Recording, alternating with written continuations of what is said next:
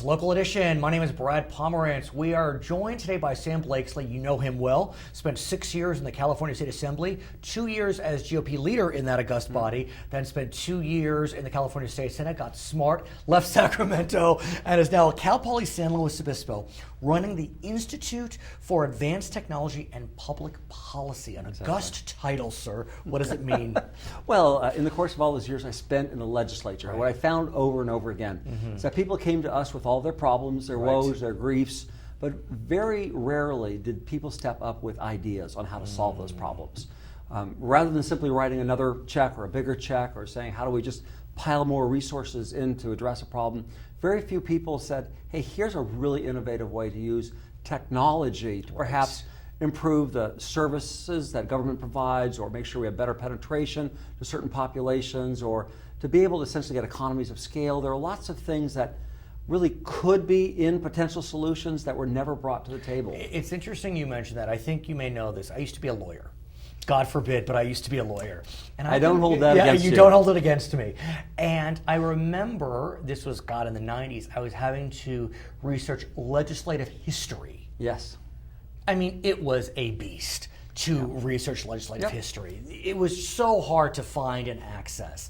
And this is where the Institute comes in. Exactly. You are trying to create a platform, technology. So what we find is that in the private sector, everything's being revolutionized by technology. If you want to hail a cab, I mean, your app, your Uber app, immediately. If you want to listen to music, you stream it. If you want to, look for real estate, you can flip through and find any house and get all sorts of. I mean, everything has been transformed by technology, except what?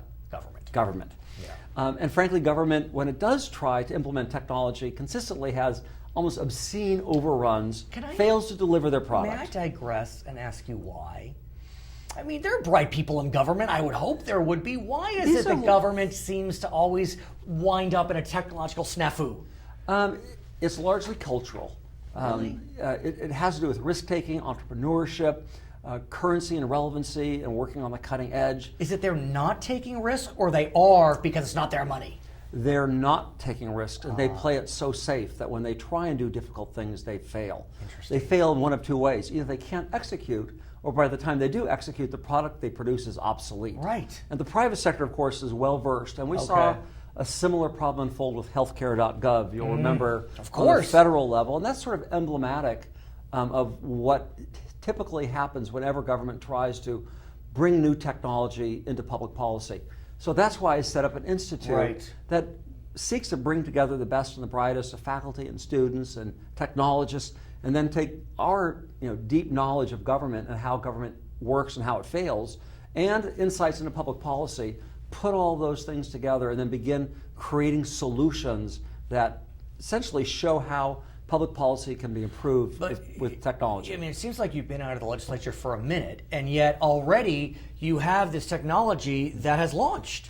So that's pretty remarkable, sir. I don't mean to be a sycophant, but geez, I mean, you're moving. Well, I really appreciate that, and in a few minutes we'll talk about that technology. But we set up this institute, and we had the good fortune of pulling together a board of just phenomenal people. The Lieutenant Governor, Gavin Newsom, joined my board. The former Secretary of State, George Schultz. Nonpartisan, bipartisan. Nonpartisan, completely nonpartisan. Jack Scott, who used to lead the Community College League. I was a state senator. Of course. Charles Munger. You got all Wayne sides. B. Hughes. It was just a great board. And then we began going out and putting forward proposals on the type of research we could do. And we received funding in three major areas. One is in open government, which we'll talk about. Second is in renewable energy, marine energy. And let's not forget, you're a geologist, is that right? Geophysicist. So that makes sense. I mean, one may think, what is Sam Blakeslee doing with energy? But you're a geophysicist. I used to be a research geophysicist who worked for Exxon. So I worked at their research labs in Texas for many years. And then we also have an education app that's designed to improve learning for Spanish language kids. Outstanding. So we have this portfolio of projects we've been working on. But you're right, the very first project we started on, the Open Government Project, launched the tool that we built last year in May, and it's now being used up in Sacramento. Tell us about the tool. I wish I had it in 1994 when I was researching legislative histories. Well, it turns out that Sacramento is a very opaque and closed place. There are thousands, literally 5,000 bills that go through the building every 2 years. There's about 60 committees. Every bill goes through 5-6 committees. But what people don't realize is there's virtually no information available to the public regarding what happens during debate. Right. There are no minutes that are kept. There are no transcripts. Is that by design, or just they felt overwhelmed? Or both? I think a cynic would answer it one way and someone more sympathetic would answer it differently. But the bottom line is you don't even know who shows up to testify on bills. And when there's a debate and there's a discussion about should a bill be amended this way or that way, there's no permanent record of that. But what there is, which is quite interesting, is there's a video.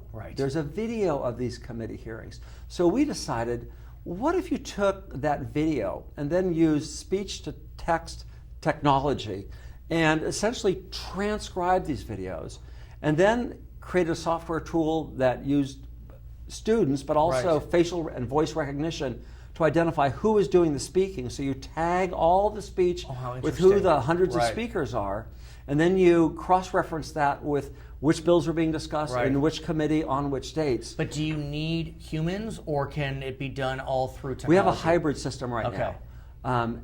And what we've done is we've created this really extraordinary tool that captures all this information during the debate for all these thousands of bills. It goes out and then looks at the identities of everyone who's speaking. It identifies if they're lobbyists, if they're legislators, if they're members of the public, if they're state agencies. If they're a lobbyist, we then go out and grab the information from the Secretary of State to show who hired them and essentially who's paying them. If it's a legislator who's speaking, we go out and capture all the money that they've raised from special interests. Oh my! And so this is dangerous stuff. So when you're sitting there looking at the debate, you can quickly click on a whole host of features that are available in very remote places out on the internet and instantly see how the money is influencing the debate. So it's an incredibly powerful tool.